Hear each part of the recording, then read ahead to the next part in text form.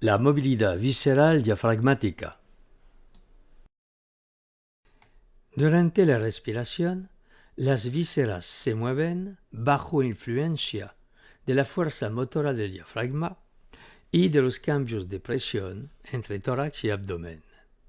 En medicina, está muy conocida la movilidad visceral respiratoria, además del peristaltismo, y ha sido estudiada con imágenes radiográficas del diafragma, ya que en oncología la radioterapia es utilizada para los pacientes con cáncer en regiones torácica y abdominal.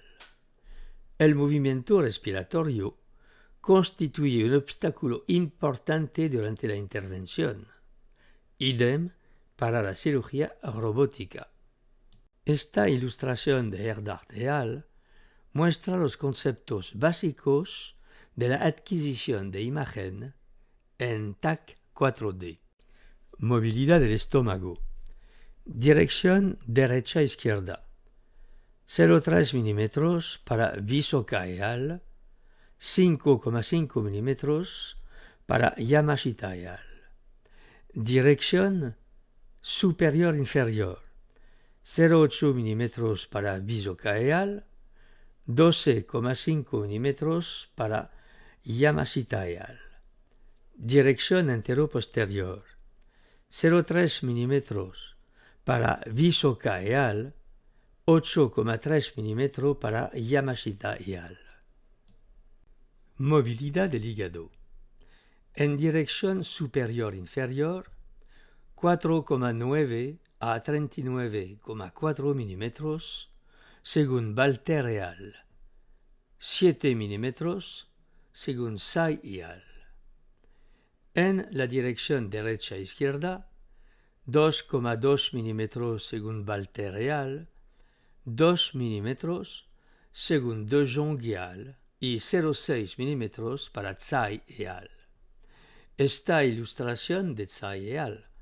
Muestra un ejemplo de deformación adaptativa de la amplitud de movimiento del hígado en la dirección superior-inferior, que se muestra como la distancia entre las dos líneas blancas.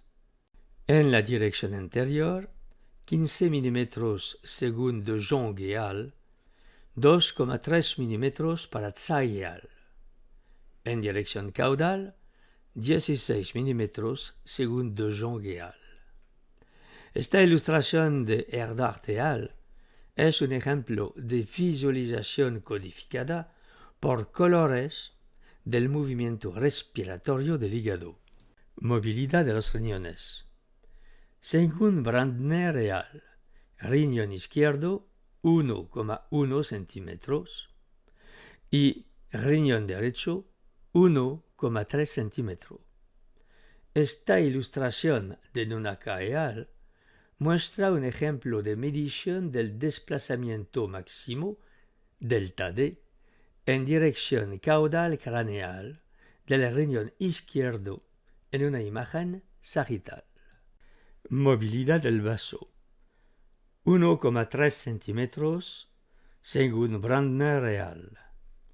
Movilidad del páncreas entre 0,1 y 3,4 milímetros según Bachin et al.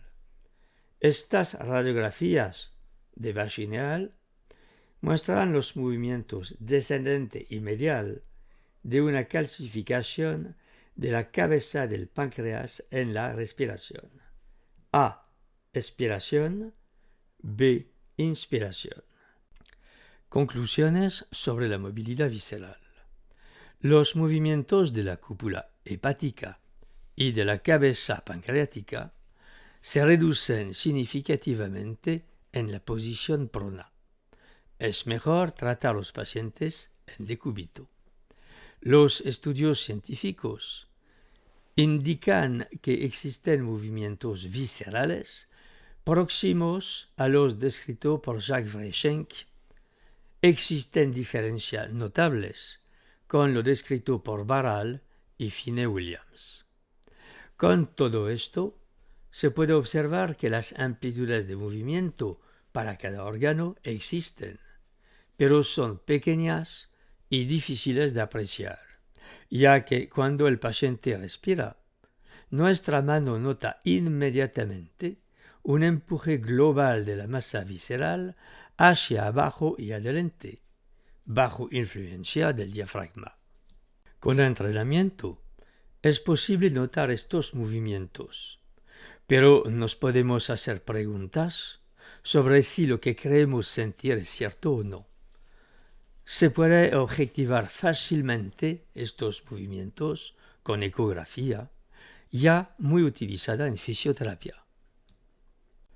Las referencias bibliográficas utilizadas en este estudio son las siguientes.